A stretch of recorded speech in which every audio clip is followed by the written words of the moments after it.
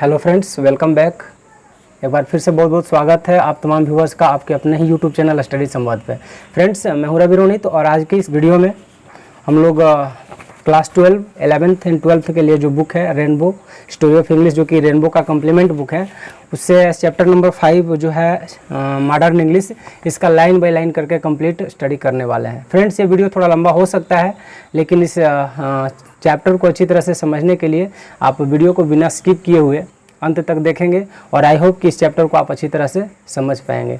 तो बिना समय गंवाए आइए वीडियो को शुरू करते हैं। चैप्टर 5 है आपका मॉडर्न इंग्लिश। इसमें बताया जा रहा है कि the English from 15th century till now is called modern English, यानी 15वीं शताब्दी से लेकर के अब तक का जो इंग्लिश है उसे मॉडर्न इंग्लिश के नाम से जाना जाता है। It is now practical to divide this period into modern English first and second, for the simple reasons that social, technological and political developments in and outside England in the last 500 years have affected the structure and the use of English.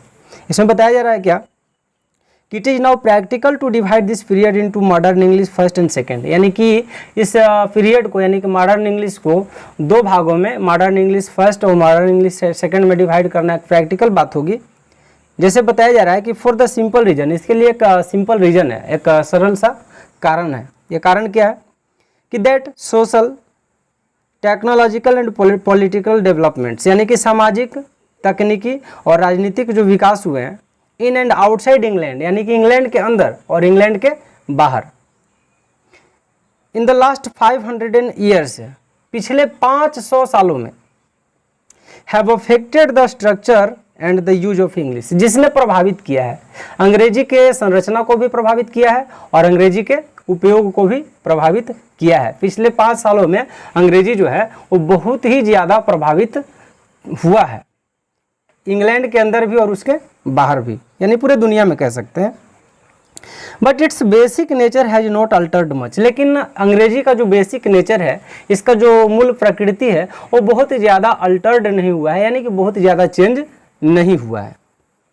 It is interesting to chart the course of this language over the years and understand how it has established itself in the world as an international link language and a powerhouse of literary activity, and how it has established, और ये समझना कि अंग्रेजी ने अपने आप को कैसे एस्टैब्लिश किया है, कैसे स्थापित किया अपने आप को itself in the world as an international link language and powerhouse of literary activity। यानी यहाँ पर कहा जा रहा है कि अंग्रेजी ने किस तरह से एक इंटरनेशनल लिंक लैंग्वेज के रूप में अपने आप को स्थापित किया है, यानी कि अंतर्राष्ट्रीय लिंक भाषा के रूप में अंग्रेजी ने अपने आप को स्थापित किया है, और साथ ही साथ a power house of literary activity, और साहित्यिक क्रियाकलाप के लिए इसने अपने आप को एक पावर हाउस प्रूव किया है, साबित किया है। Today English occupies an enviable position as the official language in all world forums। देखिए, इन दिनों की बात की जा रही है। अब जो इंग्लिश है इन दिनों क्या करता है, ऑक्यूपाइज, यानी कि अपना स्थान रखता है, एन एनवियल पोजिशन, एक महत्वपूर्ण स्थान रखता है, as the official language in all world forums, एक ऑफिशियल लैंग्वेज के रूप में, एक कार्यालय की भाषा के रूप में। और कहाँ भाई, तो इन ऑल वर्ल्ड फोरम्स, दुनिया की जितनी बड़ी बड़ी फोरम्स हैं वहाँ पर इंग्लिश ने अपने आप को प्रूव किया है, एस्टैब्लिश किया, स्थापित किया है एक ऑफिशियल लैंग्वेज के रूप में, कार्यालय की भाषा के रूप में। Such as the UNO and all its subsidiary units, जैसे कि यूएनओ और इसके जितने भी सब्सिडरी यूनिट्स हैं, जैसे WHO, IMF, SAARC, ILO etcetera इत्यादि, आर ऑल यूजिंग इंग्लिश, ये सभी के सभी जो फॉरम्स हैं ये इंग्लिश लैंग्वेज यूज कर रही हैं। इन इंडिया टू, यानी भारत में भी, we are greatly dependent on English for official, हम लोग बहुत ज़्यादा निर्भर हैं अंग्रेजी पर ऑफिशियल वर्क के लिए, सोशल एंड कमर्शियल पर्पसेज, सामाजिक और वाणिज्यिक उद्देश्यों के लिए भी हम लोग बहुत ज़्यादा अंग्रेजी पर निर्भर हैं। ग्लोबलाइजेशन हैज फर्दर स्ट्रेंथन, जो वैश्विकीकरण है, यानी दुनिया जो है जब एक मंच पर जो आ रही है, दुनिया का जो वैश्विकीकरण है, यानी कि जो ग्लोबलाइजेशन है, हैज फर्दर स्ट्रेंथेंड, इसने और अधिक, कहीं और अधिक मजबूती प्रदान किया है। किस मामले में? तो the requirement of learning and using English for everyday activities, इसने हमें और ज़्यादा प्रोत्साहित किया है, हमें उत्साह प्रदान किया है। किस मामले में? तो चूंकि हम लोग के लिए प्रतिदिन जो सीखना है, जो हम लोग प्रतिदिन जो दैनिक एक्टिविटी करते हैं, दैनिक क्रियाकलाप करते हैं, उसके लिए भी अंग्रेजी सीखना और उसका उपयोग करना हमारे लिए बहुत ज़्यादा इम्पोर्टेंट हो गया है। The Indians are quick learners of the language because, देखिए इंडियंस जो हैं यानी जो भारतीय लोग हैं, उन्हें quick learners of the English यानी कि अंग्रेजी के जल्दी सीखने वाले लोगों के ग्रुप में शामिल किया गया। यानी ये कहा जा सकता है कि हम इंडियंस जो हैं वो किसी भी लैंग्वेज को बहुत जल्दी सीख लेते हैं। बिकॉज, क्योंकि एज डिस्कस्ड अर्लियर, जैसा कि पहले के कक्षाओं में प्रीवियस चैप्टर्स में जैसा कि डिस्कस किया गया, we belong to the same Indo European family, चूंकि हम लोग ठीक उसी इंडो यूरोपियन फैमिली से हम लोग बिलोंग करते हैं। English is being taught and learned with all seriousness in countries such as China, Japan, Korea and Indonesia. देखिए इंग्लिश जो है केवल इंडिया में ही नहीं, केवल इंग्लैंड या फिर अमेरिका का ही लैंग्वेज नहीं है, बल्कि इंग्लिश कुछ और जो कंट्रीज हैं जैसे चीन हो गया, जापान, कोरिया, इंडोनेशिया, इन सारे कंट्रीज में भी इंग्लिश जो है वो लोग सीख रहे हैं बहुत ही गंभीरता के साथ। The Indian advantage of knowing, speaking and writing correct English will gradually disappear if the future generations of young Indians do not seriously take up the challenging task of mastering a world language। यहाँ पर कहा जा रहा है, बहुत important बात यहाँ पर बताया गया है, कहा जा रहा है कि the Indian advantage of knowing, speaking and writing correct English, यानी भारतीय लोगों को जो एक एडवांटेज मिला है अंग्रेजी जानने के लिए, बोलने के लिए या लिखने के लिए, शुद्ध इंग्लिश लिखने के लिए, विल ग्रेजुअली डिसअपियर, ये धीरे धीरे करके क्या हो सकता है? डिसअपियर हो सकता है, गायब हो जा सकता है। इफ़ द फ्यूचर जनरेशन, यदि जो हमारे आने वाले जनरेशन से, हमारे आने वाले जो भी जनरेशन से, हमारी आने वाली जो भी पीढ़ी है of young Indians do not seriously take up the challenging task of mastering a world language, यदि हमारे आने वाली जो पीढ़ी है, नई पीढ़ी है, जो युवा लोग हैं, अगर वो इस अंग्रेजी को गंभीरता पूर्वक नहीं लेते हैं, सीरियसली नहीं लेते हैं, इसको बढ़िया से नहीं सीखते हैं, तो यह अंग्रेजी जो है अपने भारत से धीरे धीरे करके गायब हो जा सकता है। और ये हमारे लिए बहुत ही चुनौतीपूर्ण कार्य है, एक चैलेंजिंग टास्क है कि हम लोग इस अंग्रेजी को, इस सिस्टम को आगे बढ़ाएं और अंग्रेजी को सीखें और आने वाली पीढ़ी को भी सिखाएं। हमारे लिए एक बहुत बड़ा टास्क है। अब इसका नेक्स्ट पैराग्राफ कहता है, the development of modern English first was largely helped bye the introduction of the printing technology in 1476। देखिए कहा जा रहा है कि जो मॉडर्न इंग्लिश फेज 1, मैंने पहले ही बताया इसी चैप्टर में कि मॉडर्न इंग्लिश को दो भागों में बांटा जा सकता है, मॉडर्न इंग्लिश 1 और मॉडर्न इंग्लिश 2। तो जब मॉडर्न इंग्लिश 1 जो है फर्स्ट, उसके जब डेवलपमेंट की अगर बात की जाए, विकास की बात की जाए, तो ये इसको बहुत ज़्यादा हेल्प मिला था, बहुत ज़्यादा मदद मिला था। किस लिए भाई? तो जब 1476 ईस्वी में प्रिंटिंग टेक्नोलॉजी का निर्माण किया गया था, तो वहाँ से इस अंग्रेजी को बहुत ज़्यादा मदद मिला, मॉडर्न इंग्लिश फेज फर्स्ट को। This established standard form of English spelling and pronunciation. और प्रिंटिंग मशीन जब से आया, प्रिंटिंग प्रेस का निर्माण जब से हुआ, इसने क्या किया? अंग्रेजी के स्पेलिंग यानी कि वर्तनी और प्रोनाउंसिएशन यानी कि उच्चारण दोनों को करेक्ट किया, सही किया।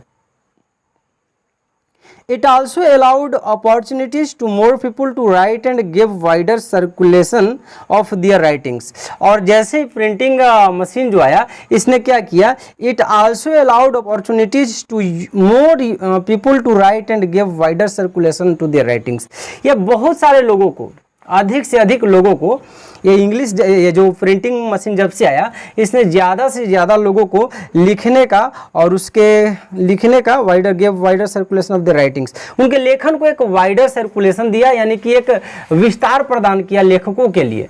किसने भाई? तो प्रिंटिंग मशीन ने। This was facilitated by the rise of literacy in England, and by the end of the 17th and 18th century, the reading public had grown considerably। और ये बात तब हुआ इंग्लैंड में, खास करके ये जो मतलब लेखन कला में जो विस्तार हुआ, ये खास करके इंग्लैंड में हुआ, यानी 17वीं और 18वीं शताब्दी के समापन तक तो जो वहाँ की पब्लिक थी ना, इसमें बहुत ज़्यादा जो है इंटरेस्ट लेने लगी लेखन में, इंग्लिश राइटिंग में।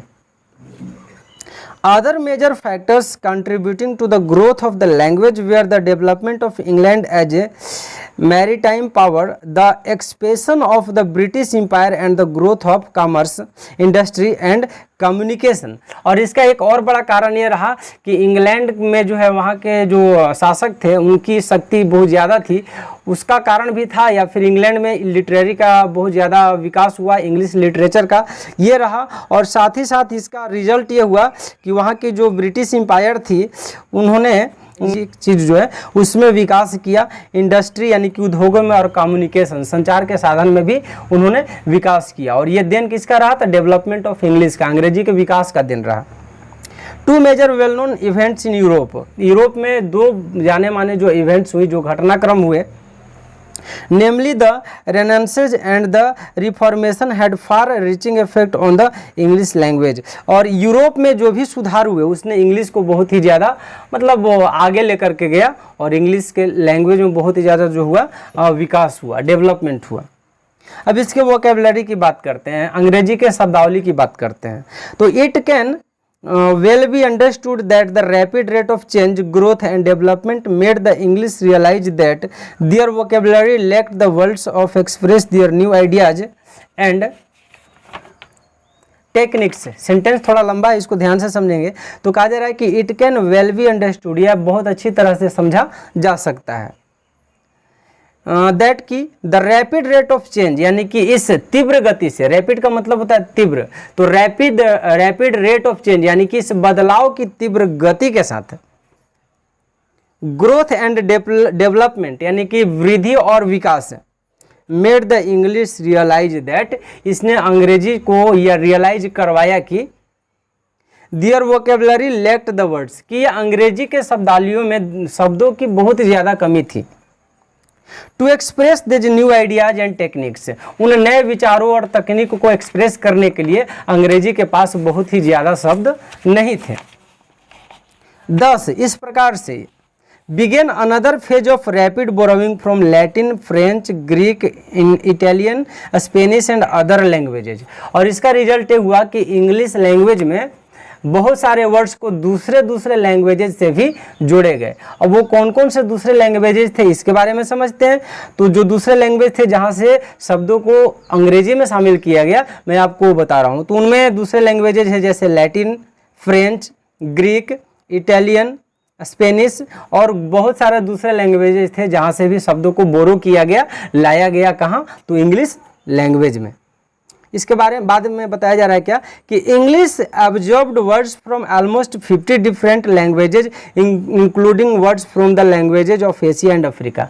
आपको जानकर के काफ़ी आश्चर्य होगा कि अंग्रेजी भाषा में लगभग 50 से अधिक, अंग्रेजी भाषा में लगभग 50 से अधिक भाषाओं के शब्दों को जोड़ा गया था, जिनमें एशिया और अफ्रीका के भाषाएं भी शामिल थीं। Some of these borrowings are given below, उनमें से कुछ शब्दों को जो बोरो किया गया, इंग्लिश में जोड़ा गया, लाया गया, निम्नलिखित दिए गए हैं। हाउएवर, फिर भी it is important to remember that there was a group which objected to this process and they came to be known as the purists, but they were unable to stop the inflow of foreign words into the English vocabulary। ये भी sentence थोड़ा बड़ा है, समझेंगे। It is important to remember that, ये याद करना काफ़ी इंपॉर्टेंट होगा, महत्वपूर्ण होगा कि there were a group which objected to this process, एक ऐसा भी समूह था जो दूसरे लैंग्वेजेस से जो वर्ड्स थे उसको बोरो किया जा रहा था इंग्लिश में, वो ग्रुप ने उन शब्दों को रोकने का काम किया या इस प्रोसेस को रोकने का काम किया, इस प्रक्रिया को रोकने का काम किया। And they came to be known as the purist, जिन्हें प्यूरिस्ट के नाम से जाना गया। बट दे वे are unable to stop the inflow of foreign words into the English vocabulary, लेकिन फिर भी वो जो ग्रुप था प्यूरिट्स, वे भी दूसरे भाषाओं से इंग्लिश में शब्दों को बोरो करने से उस फ्लो को वे लोग बहुत ज़्यादा कुछ हद तक रोक नहीं पाए। अब यहाँ पर बताया जा रहा है कि some of the borrowings in the 16th and 17th century, 16वीं और 17वीं शताब्दी में कुछ शब्दों को जो बोरो किया गया है, यहाँ पर आपको एक लिस्ट दिया गया है। जैसे लैंग्वेज और वर्ड्स, तो लैटिन और या ग्रीक लैंग्वेज से कौन कौन से शब्दों को लिया गया है, आप इस चीज़ को समझेंगे। तो लैटिन और ग्रीक शब्द से लिए जाने वाले शब्द हैं जैसे adept, appropriate, capsule, lunar, virus, ये सारे शब्द जो है वो लैटिन या ग्रीक वर्ड से लिए गए हैं। इसके बाद है फ्रेंच वर्ड से लिए गए, फ्रेंच लैंग्वेज से लिए गए वर्ड्स, जिसमें एलवाई, बैटरी, चॉकलेट, पासपोर्ट और टिकट, ये सब के सब वर्ड्स फ्रेंच से लिए गए हैं। इसके बाद हिंदी से लिए जाने वाले जो वर्ड्स हैं जो इंग्लिश में शामिल किए गए हैं, जैसे गुरु, पंडित, सेपॉय, सारी, ठग, ये सारे वर्ड्स जो हैं हिंदी से इंग्लिश में जोड़े गए हैं। इसके बाद अरेबिक वर्ड्स जो इंग्लिश में जोड़े गए हैं, मैं आपको बता दूं, सुल्तान, शेख, अलजेब्रा, हसीस, ये सब के सब अरेबिक वर्ड्स है जिसे इंग्लिश में ऐड किया गया है। इसके बाद बताया जा रहा है इटालियन वर्ड्स, कुछ इटालियन वर्ड्स को भी इंग्लिश में जोड़ा गया है, जैसे balcony, ballot, sonnet, lottery, fuse, macaroni, तो ये सब के सब वर्ड्स जो है इटालियन है। इसके बाद है पुर्तगीज, यानी पुर्तगाल से, पुर्तगाल की भाषा पुर्तगीज थी, वहाँ से कौन कौन से शब्द इंग्लिश में जोड़े गए मैं आपको बता दूं, जैसे बफेलो, वेरांदा, मार्मालेड, पैगोडा, ये सब के सब पुर्तगीज वर्ड्स हैं। इसके बाद पर्शियन वर्ड्स जो इंग्लिश में जोड़ा गया आप देख लीजिए, जैसे बाजार, कारवंस, सोफा, शाह, दीवान, किस्मत, ये सब के सब पर्शियन वर्ड्स हैं। इसके बाद स्पेनिश वर्ड्स हैं, जैसे बनाना, कॉकरोच, गिटार, पोटैटो, बैरिकेड। इसके बाद डच वर्ड्स हैं, जैसे नैपसैक, लैंडस्केप, फ्रोलिक, स्लिम, ईजल। इसके बाद तुर्किश वर्ड्स हैं, जैसे कॉफ़ी, क्वासक, योगर्ट, कैफ्टन। इसके बाद है अफ्रीकन वर्ड्स हैं, जैसे ट्रेक, अपार्थिड, ये सब के सब वर्ड्स जो हैं जो इन सारे लैंग्वेजेस से इंग्लिश में जोड़े गए हैं। अब देखेंगे कि आखिर मॉडर्न इंग्लिश का ग्रामर कैसा था। तो मॉडर्न इंग्लिश का ग्रामर जैसे कहा जा रहा है कि significant fact to remember is that while the vocabulary of early modern English underwent rapid changes, the grammar remained fairly conservative. ऐसा बताया जा रहा है कि जबकि इसके वोकेबुलरी में कंटिन्यू चेंज हो रहे थे, लगातार चेंजिंग हो रहे थे, लेकिन फिर भी इसका जो ग्रामर रहा वो कंजर्वेटिव रहा, संरक्षित रहा, यानी ग्रामर में बहुत ज़्यादा बदलाव नहीं किए गए। The grammar of this phase is marked more by survival of certain usage and features than by the introduction of few forms। इसमें बताया जा रहा है कि the grammar of this phase is, यानी इस फेज का जो ग्रामर है, marked more by survival of certain usage, ये क्या हुआ, marked, चिन्हित किया गया, more by survival, यानी कि इसको फिर से पुनर्जीवित किया गया, सर्वाइव किया गया। अब सर्टेन यूजेज, इसके कुछ निश्चित जो यूजेज थे, कुछ सर्टेन यूजेज जो थे उसको सर्वाइव किया गया, एंड फीचर्स, उसके क्वालिटी को सर्वाइव किया गया। Then by the introduction of new forms, मतलब अंग्रेजी के नए प्रकार के इंट्रोडक्शन के बजाय the development of grammar was taking place in ways which did not affect the basic structure of the language, यानी ग्रामर में थोड़े बहुत जो चेंजिंग हुए उसने ग्रामर के, इस लैंग्वेज के जो बेसिक स्ट्रक्चर था उसको, उस चेंजिंग ने प्रभावित नहीं किया। देयरफॉर, इसीलिए readers can read and interpret text of this period without much difficulty, और यही कारण है कि लोग इस दौरान लिखे गए जो लैंग्वेज है इंग्लिश उसको आसानी से पढ़ सकते हैं, बहुत ज़्यादा उनको परेशानी नहीं होती। इसके बाद बताया जा रहा है कि well known literary works of this period, यानी कि इस पीरियड के, यानी कि मॉडर्न इंग्लिश पीरियड के जो प्रमुख लिटरेचर थे और लिटरेरी फिगर्स जो थे, जो लेखक थे, उनका नाम बताया गया है। तो कुछ ऑथर्स और उनके कुछ वर्क्स है। तो चलिए मैं पहले ऑथर के बारे में बता देता हूं और इसके बाद उसके मतलब साथ में उनका वर्क बता देता हूं। तो फर्स्ट जो ऑथर थे इस पीरियड के वो थे एडमंड स्पेंसर। वो कौन थे? Edmund Spenser. तो उनका जो इम्पोर्टेंट वर्क था वो था फेयरी क्वीन। इसके बाद सेकंड जो इम्पोर्टेंट जो ऑथर थे वो थे क्रिस्टोफर मार्लोव। इनका वर्क था डॉक्टर फास्टस। इसके बाद थर्ड ऑथर थे यहाँ के फ्रांसिस बेकन, जिनका वर्क था एसेज यानी निबंध। इसके बाद बेन जॉनसन थे ऑथर, जिनका वर्क था वॉल्पोन। और इसके बाद एक और जो बहुत ही इम्पोर्टेंट, जो बहुत ही ग्रेट ऑथर हम कह सकते हैं इस पीरियड के, वो थे विलियम शेक्सपियर। तो विलियम शेक्सपियर की जो रचनाएं थी, जो उनके क्रिएशंस या वर्क्स थे, वो थे King Lear, Othello, Macbeth, the merchant of Venice etcetera. और बहुत सारे, कई सारे इनके वर्क्स थे जिसे यहाँ पर नहीं दिया गया है। चलिए आगे बढ़ेंगे, इसमें समझते हैं। The authorised version of the Bible and Shakespeare's writing also helped in simplifying English. यहाँ पर बताया जा रहा है कि the authorised version of the Bible and Shakespeare's writing, यानी बाइबल और शेक्सपियर के जो राइटिंग थे, जो उनकी पुस्तकें या जो उनके लेख थे, उसने क्या किया, अंग्रेजी के सरलीकरण में बहुत ज़्यादा मदद किया। The above writers of the famous Elizabethan age, जो ऊपर में बताया गया, जो मैंने 5 राइटर का नाम आपको बताया, ये जो थे काफ़ी फेमस थे। और किस टाइम के, तो एलिजाबेथन एज के फेमस राइटर थे।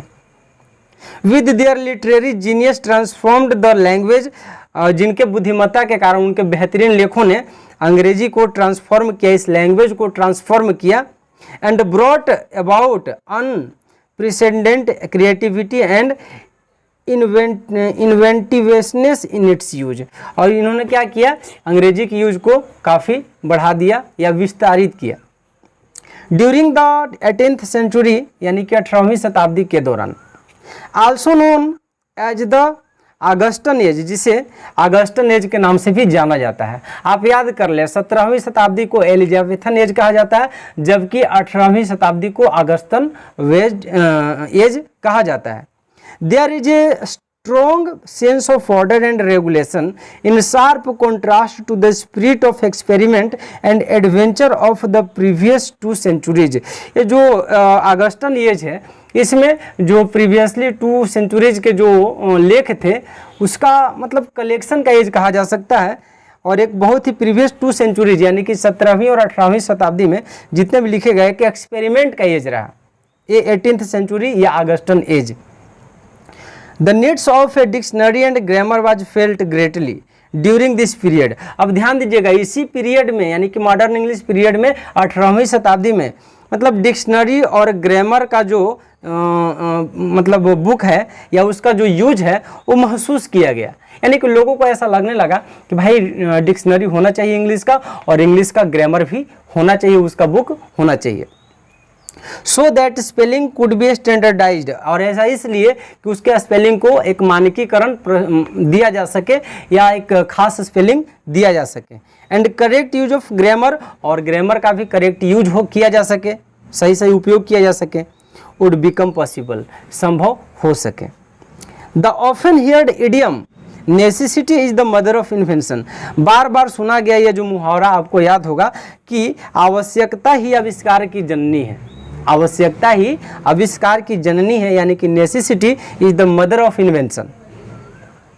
प्रूव्ड टू बी करेक्ट, इसे सही साबित किया गया। इन 1755 यानी 1755 ईस्वी में Samuel Johnson published a dictionary of the English language. Samuel Johnson ने, एक व्यक्ति थे जिनका नाम था सैमुअल जॉनसन, जिन्होंने अंग्रेजी का एक डिक्शनरी रिप्रेजेंट किया, एक प्रस्तुत किया या लिखा या फिर बनाया, जिसका नाम था ये dictionary of the English language. उस डिक्शनरी का क्या नाम था, a dictionary of the English language, which content over 40,000 words, जिसमें लगभग 40,000 शब्द से अधिक थे।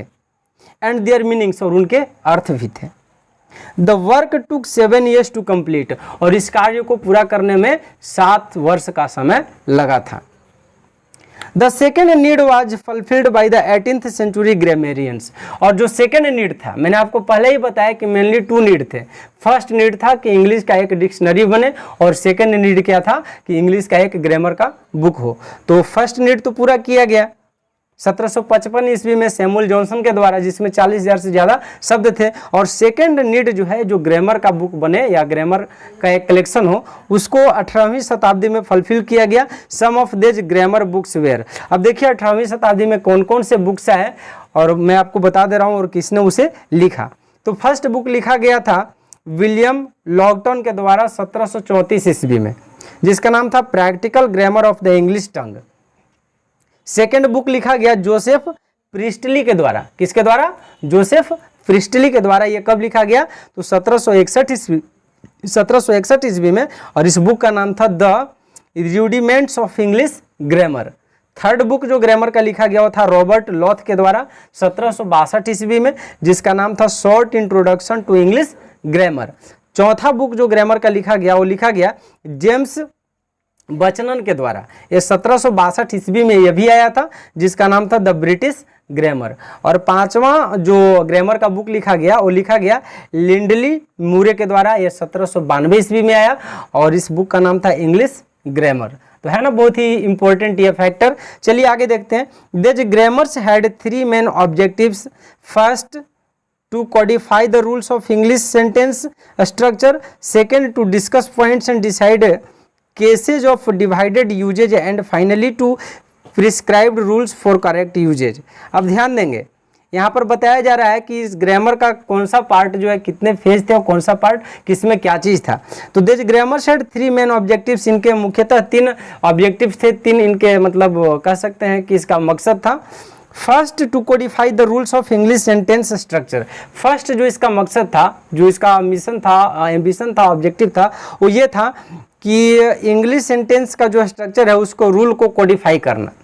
सेकंड जो था वो क्या था कि discuss points and decide cases of divided usages. And finally, और सेकंड जो इसका मकसद यह था कि सेंटेंस को जो है कह रहा है कि डिस्कस पॉइंट्स, उस पॉइंट को डिस्कस करना, उस वर्ड के पॉइंट को डिस्कस करना।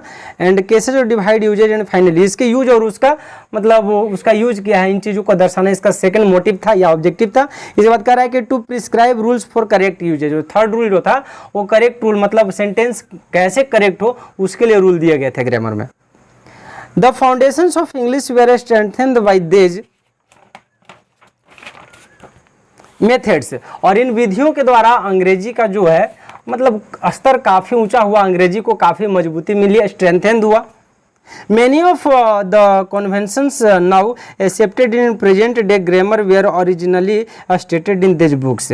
और इन दिनों भी ऐसा माना जाता है कि उस समय के जो ग्रामर थे उसमें कहा जा रहा है कि originally stated in this books. ये जो ग्रामर का जो ओरिजिनल मेथड था जो इन दिनों हम यूज करते हैं उन सारे बुक्स में मेथड स्टेटेड यानी मेथड को बताए गए थे। अब देखते हैं लास्ट पॉइंट इसका है कंक्लूजन, यानी इसका निष्कर्ष क्या है मॉडर्न इंग्लिश का, इसको समझते हैं। द 18th सेंचुरी, 18वीं शताब्दी की बात की जा रही है। The 18th century grammarians shared the spirit of the age to establish order in language after what they saw chaotic period of expansions and experiments। 18वीं शताब्दी के जो व्याकरण थे, जो ग्रामेरियंस थे, उन्होंने एक व्यू स्थापित किया ग्रामर के एक्सपेरिमेंट को लेकर के। They felt that grammar could be a means of preserving the language. उन्होंने ऐसा महसूस किया कि जो ग्रामर जो हो सकता है वो लैंग्वेज को प्रिजर्व करने का, भाषा को संरक्षित करने का एक माध्यम हो सकता है। एंड कंसिडर्ड दियर रोल्स, और उन्होंने अपने भूमिकाओं को भी विचारणीय तरीके से कंसिडर किया, माना, समझा।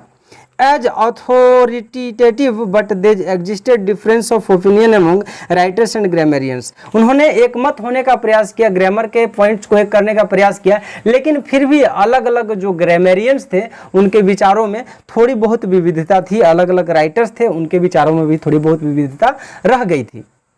This story about the changes, ये जो कहानी है वो उन परिवर्तनों के बारे में, उन चेंजेज के बारे में है।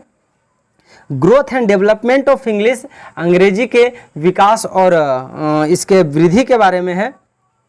Largely took place with in the area called the British Aizawl. इसने बहुत ही ज़्यादा मतलब अपना पाँव पसारे, यानी कि इंग्लिश लैंग्वेज में बहुत ज़्यादा विकास जो हुआ वो इंग्लैंड के ही क्षेत्र में ब्रिटिश आइजल के नाम से जाना जाता है।